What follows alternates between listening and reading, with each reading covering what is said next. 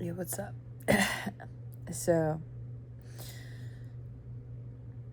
if you've ever heard the term God's favorite, oh, that's God's favorite, or I'm God's favorite, it's not something that I look at as, oh, like everything is just provided for you, given to you in a sense of ease.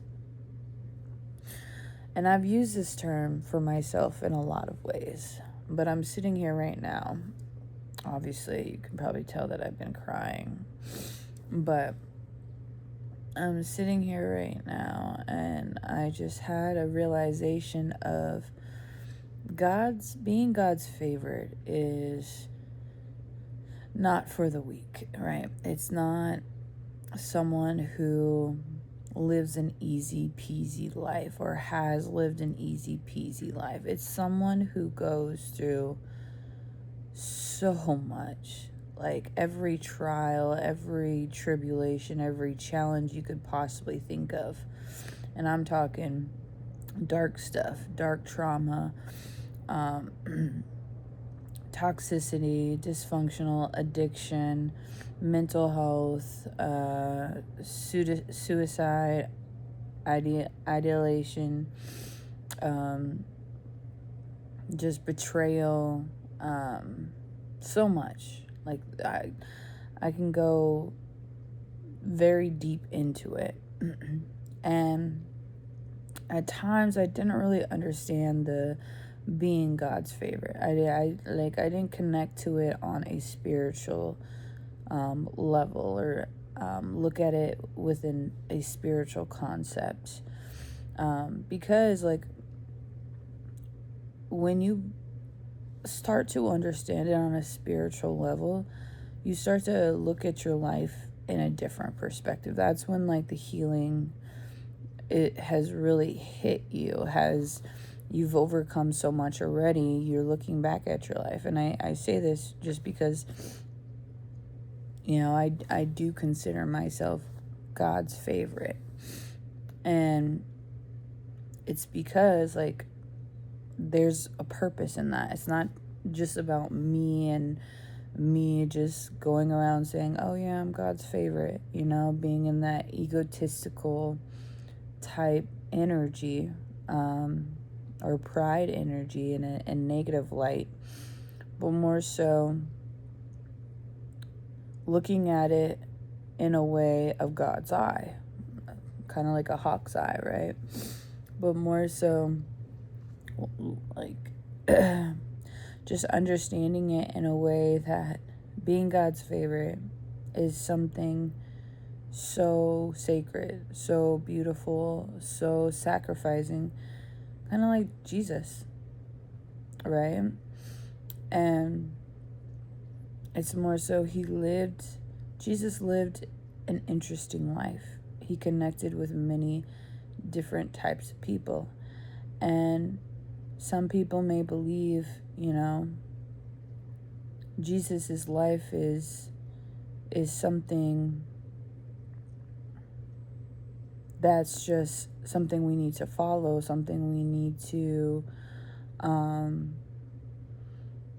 look up to in a way that's more of an idol.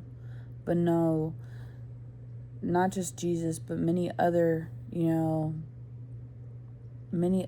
powerful, I'm trying to think of the words right now, but in context to God's favorite, Jesus was one of those. It's so much deeper than just saying God's favorite. Oh, excuse me, confirmation burp. But it's more so saying that every person on this world plays a purpose, right? Not just the Bible, not just, the characters, the people within that Bible, but also people outside of that Bible, people today. I know there's just saying that from the Catholic Church, saints are still being made. And I highly agree. I believe that there's still prophets today. There's still people similar to Jesus, Buddha, Shiva, to name, a few of the people that I resonate with and connect with.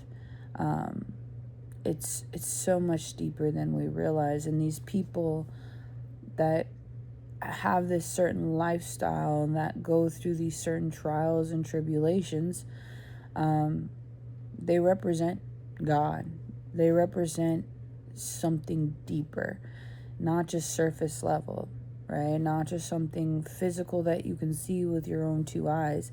Because even that, right, we all have a perspective of ourselves, but of the world, of beliefs, of truth, of wisdom, going to simple versions of music. We all have this, world view, and we only see one perspective of it. But it's when you dive deeper, when you consider yourself God's favorite, when you really experience so much within your life to be able to connect to God in a way.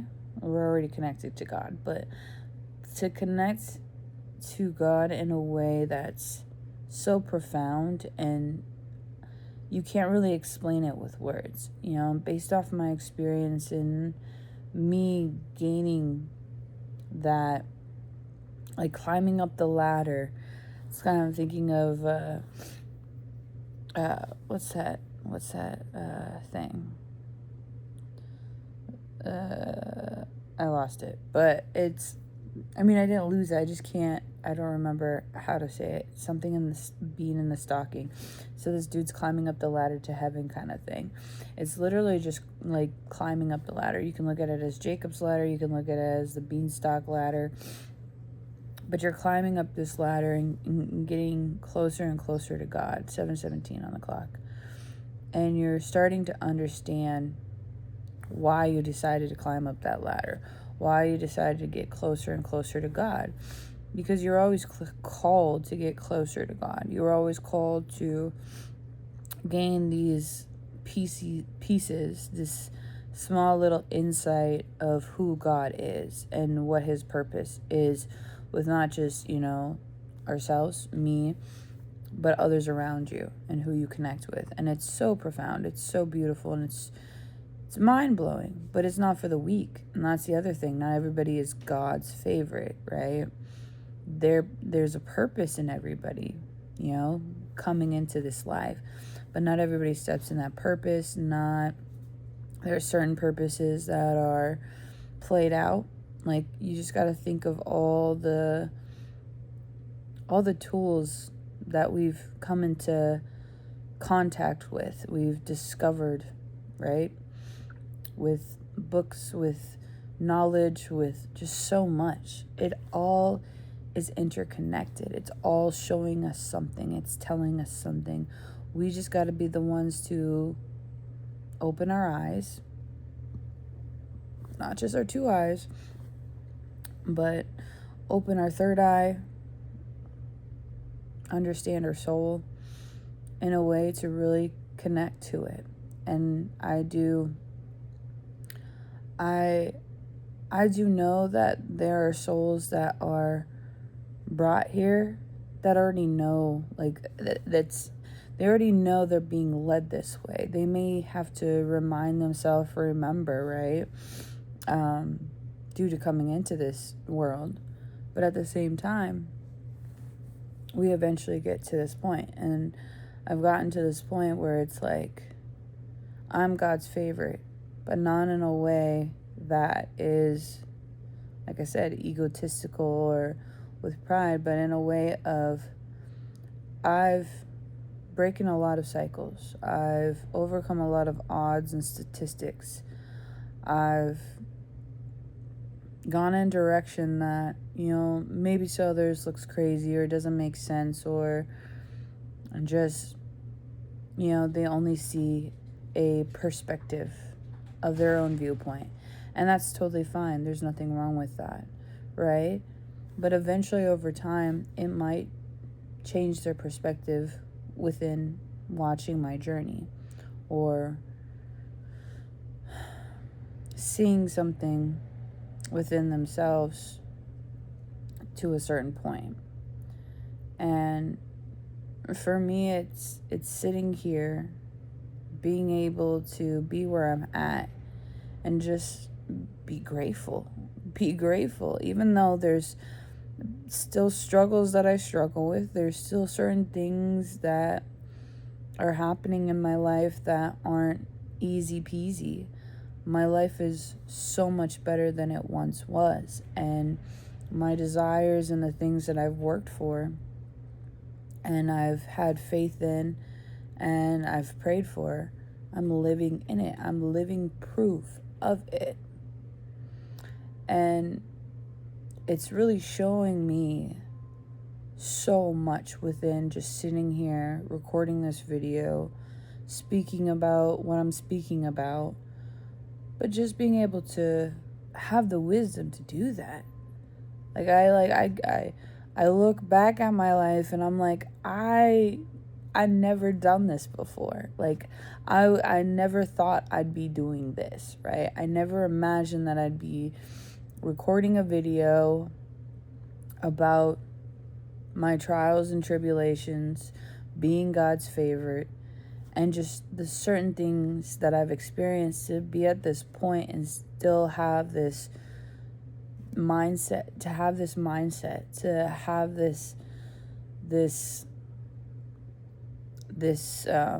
I don't want to say feeling, but just this knowing that everything is okay, everything's working out in my favor, even though there's still some things in my life that are challenging, that I'm struggling with, that there's certain setbacks that I don't know how it's going to work out, but I know it's going to work out. And I think that's just the beauty of becoming closer to God. Understanding the world and where I'm at, and having this mindset of just this discovery of life is so much more than what we expect. It's so much more than just going to a job, going to school to get a degree, having a roof over my house, having, my own place, having the things that I have in my life right now. It's so much more than that. And we can so focus on the superficial aspect of material goods and nothing else, right? It's like money. It's like we can look at money and look at our bank account and look at the fact that, we don't have it, or we are broke, or having these affirmed sayings that we identify with, when in reality that's not the purpose that God made us for. He didn't create us to be broke and to suffer. Even going into Jesus' story, it's so much deeper than what a lot of people see or perceive or understand. And this is something, even myself, with, religious trauma and just the certain things that I believed growing up. I knew there was something more to religion. I knew there was something more to these different beliefs and these different sufferings and just these different experiences that I gone through. I'm like, what is the point? Like there's gotta be more than this, and there is. It's not outside of us, it's inside of us. And it's crazy to think about, maybe, but once you get to a point that I'm at, you start to reflect on what truly matters in your life. And it's like, yeah, I love shiny things. I'm a Leo. Like, even, going into astrology and all the other, like, spirituality concepts. the deeper truths, the mythology, all these things, right? It allows us to like really just look at materialism as creation. Like all this stuff has been created by us. So why allow it to affect us? And some of us may not be guided to want certain things or have certain lifestyles, and that is okay. But I've learned so much about myself of why I like nice things, why these things are drawn to me. And it's one of those things where it's you you don't attach yourself, or you can attach yourself to these material things. You can attach yourself to these material things in a way where you lose sight of who you are, your soul, and God. But you can also have these things and not attach yourself to these things. You can love these things, but also love God. You can love money and also love God. And I think that's just one thing. Well, no, I guess it's not one thing, but it's a multitude of things within that I've learned that has helped me discover why I'm here and what my purpose is, and just the beauty of living and being alive and being God's favorite. It's not because I get everything I want. It's because I've put in the work for everything I want, because I have trust, because I trust God, because I have faith, because I have this knowing that there's so much more than just wanting a nice place and living a certain way, but also having this heart of gold to be able to tell others that they can live this way too. They can be abundant. They already are abundant. They can have nice things. They can make more money. The value is not within the money. The value is not within the material goods. It's within us individually. It's within me. I'm valuable because God made me. God created me. He created all of us. I'm the blueprint. You're the blueprint. It's not just about me. It's about community. Because we gotta be busy bees. But with that, I just felt like called to share this, and I haven't shared a video in a long time. Well, in a while. And so this is my reflections with Fae video. This is my wisdom and shit video. This is a video just to remind you of who the fuck you are. Because we are all beautiful in our own way, and we're all on our own journeys and discovering certain things and connecting to certain things, and just hoping and praying for certain things. So continue to do that, and hopefully this is a sign for you to really just embody who you want to be, who you desire, and just become closer to God and continue to climb the ladder, and just know that everything is working out in your favor, even if it's the hardest thing to believe or see right now. And the best is yet to come, baby. The best is yet to come. Okay. Peace, love, light. Namaste. Ashe. Amen.